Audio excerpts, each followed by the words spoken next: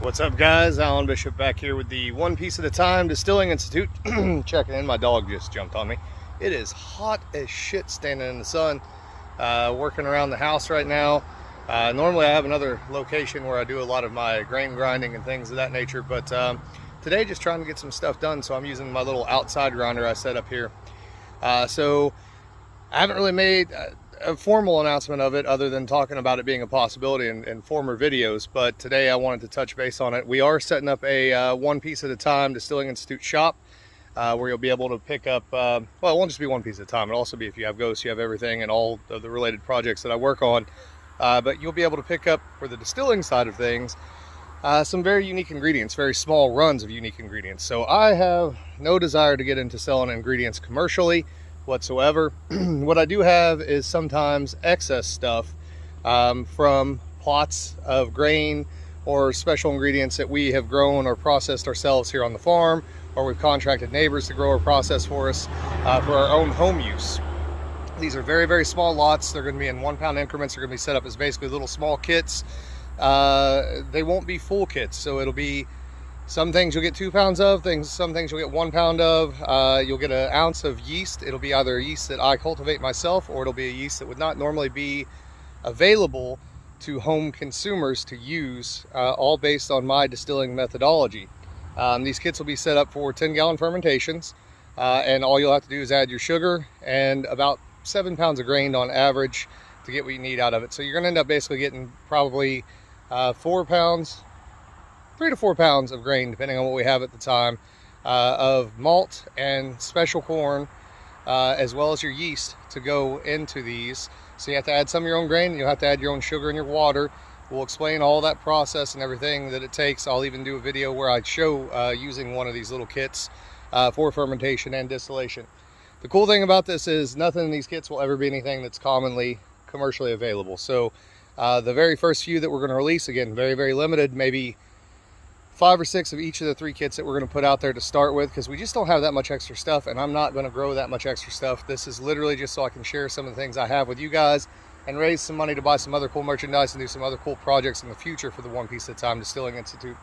So the first few kits, there will be a malted Elise corn kit, which will be a pound of malted Elise corn, 2 pounds of Elise corn to go with that, and then 1 ounce of a specialty brandy yeast that is a low aldehyde, meaning basically low heads producer, with very fruity profile to it, fruity / floral profile.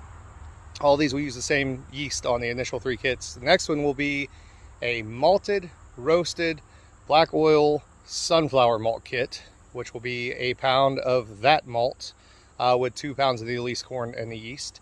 And then the third will be a malted apple smoked Elise corn kit with 1 pound of the Elise corn malt that has been smoked with an apple smoke, and 2 pounds of the Elise corn, as well as an ounce of the yeast.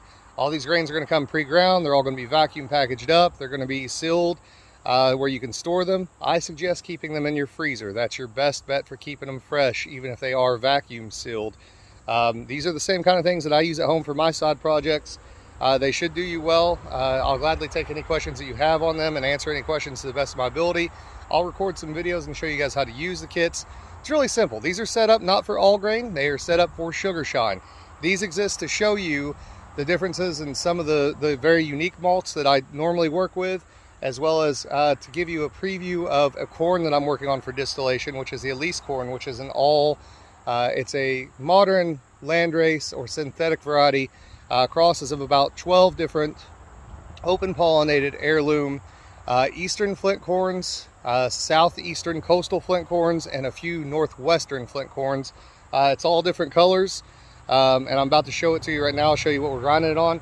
We are doing a really coarse grind on all these, because you don't need a fine grind for sugar shine, because you're going to want to strain all that stuff out most of the time anyways, for your flat bottom stills, especially if you run on an open flame or on an element, so you don't get any scorching.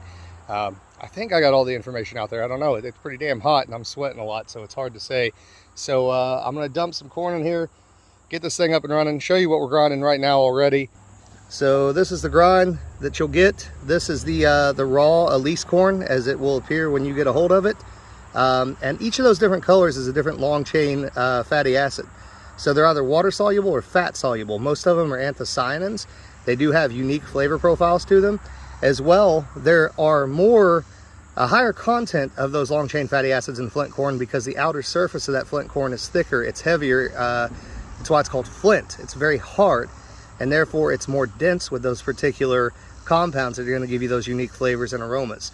I want to see if I can pour some corn in here and get this mill started and show you the process of milling it. So we will at some point probably offer a little unground grain, but right now I'd rather grind this Elise corn because it's not out for public consumption. And I don't know as a variety if it ever will be out for public consumption because I have some projects going on with it. But nonetheless, this mill is loud, so I apologize.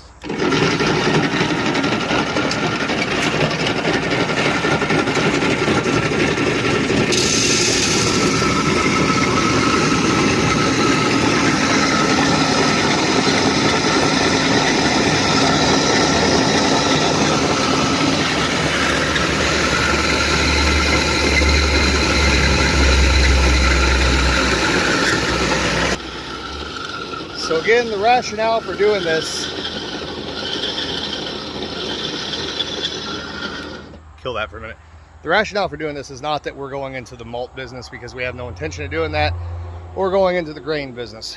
Again, these are literally things that we just have a little bit extra of that we'd ordinarily use for ourselves.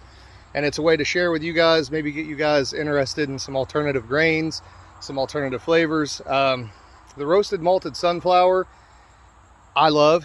It's really, it's got an earthy, almost savory, sometimes even sort of a mushroom-like quality to it that really adds a lot to a sugar shine, especially if you age it on Amburana wood.